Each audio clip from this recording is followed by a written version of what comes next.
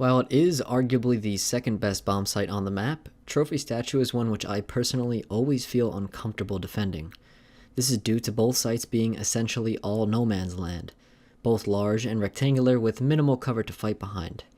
They're also both almost entirely exposed from outside if the master wall gets opened, something which happens during any proper attack. What this means is that in order to properly defend this site, teams are forced to extend in one of three different ways.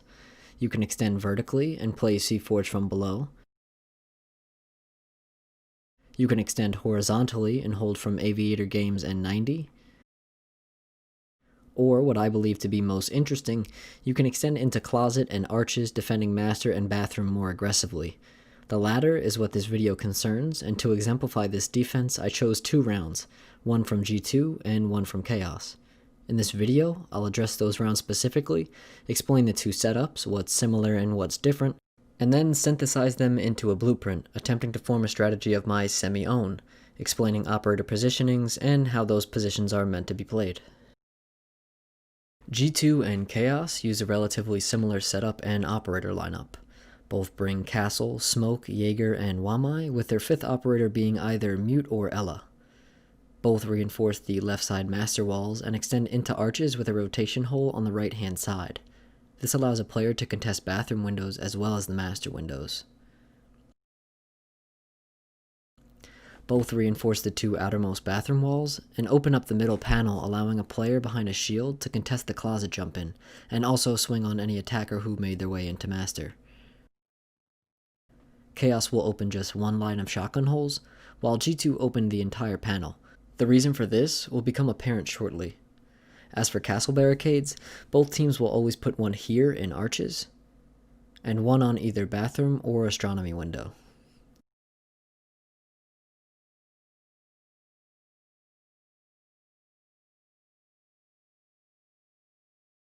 Chaos decides to use their last barricade on this doorway, while G2 use theirs on 90, another particularity which will be explained shortly. Another shield is typically played here, allowing for the arches player to support the other side of the bomb site.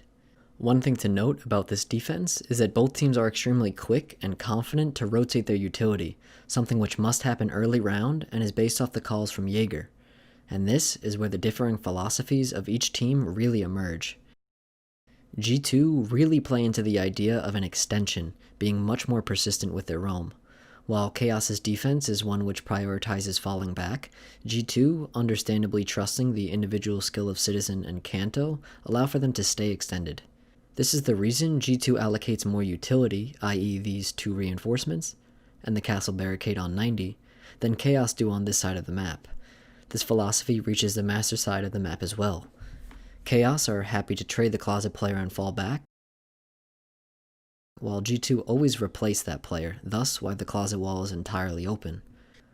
This allows for Uno to quickly rotate into closet and replace Virtue, something which often nets him a kill late round when attackers are too flush for time to properly drone him out. While we shouldn't factor the other team making a mistake into our strategy, this is a mistake which is fairly easy to make. Chaos also take advantage of this by playing Cryin in this position, again, a corner which can often go undroned when attackers are scrambling to piece together a less than ideal execute. Other than that, the idea behind the defense is pretty simple. We stack all of our utility in closet and have someone with a shotgun, preferably Ella, focusing entirely on denying the jump in. Couple this with a Wamai in bathroom, and the attacking team really don't have any other option than dumping literally all of their utility if they want to take master. One thing to note as Wamai is that protecting the castle barricade on Arch's window is priority number one for two reasons. One is that this position is the actual fulcrum of this defense, and once that castle barricade is gone, the position becomes entirely unplayable. The second is that trading the closet player is pretty easy, so having them die isn't necessarily checkmate. Okay, so now that we have a rough idea of how this hold is meant to be played, let's review and get the full scope of the defense with a blueprint. Our reinforcements will be used on the master walls as well as the bathroom walls. We'll then put 2 on the astronomy walls, 1 on bench wall, and 2 on aviator wall. The final one is up to you. We'll open rotations into arches, in between bathroom and closet, and the default rotation into astro.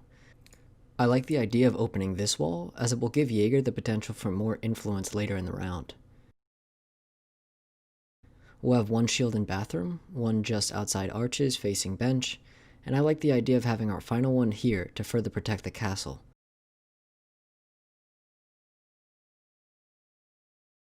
Castle barricades will go on arches window, bathroom window, and box door. Beyond that, we will stack all of our utility in closet and master to protect both Ella and castle from being flushed out too early.